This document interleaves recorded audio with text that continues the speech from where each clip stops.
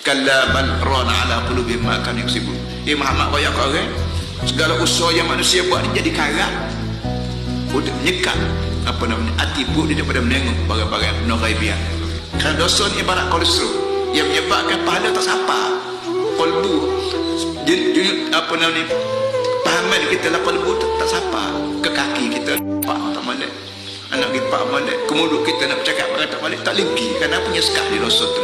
Jadi masalah ampun dosa azab ni duduk tangan Tuhan 100%. Kita nak buat lagu mana? Sebab tu kita kena moyong semua depan Tuhan, kena bunuh diri semua depan Tuhan, kena mengaku Allahumma inni abduka wa anta rabbi la ilaha illa anta, aku ni hambamu dan Tuhan aku ni suka ampun dosa. Walaupun buat dosa tapi aku suka ampun dosa. Bukan ampun dosa kerana kepala ada, kerana mulut suara aku dah ampun dosa. Sebab tu kita panggil taubat.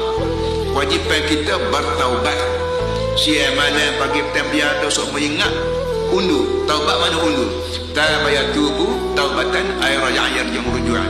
Undur balik. Bila kita buat dosa aktif, kita telajuk luar daripada kemampuan apa ni kuasa kita. Bila kita berdosa dengan Tuhan, kita bersalah dengan Tuhan.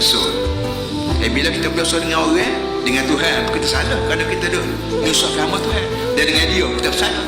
Dapat mana kita apa dengan Tuhan, dan kita pergi rumah dia, weh kawan kata kita minta maaf, kena 2 kali tak silap kita, kerja apa aku ni salah, apa kata udah pakai minta maaf, tak apa dia pun tahu.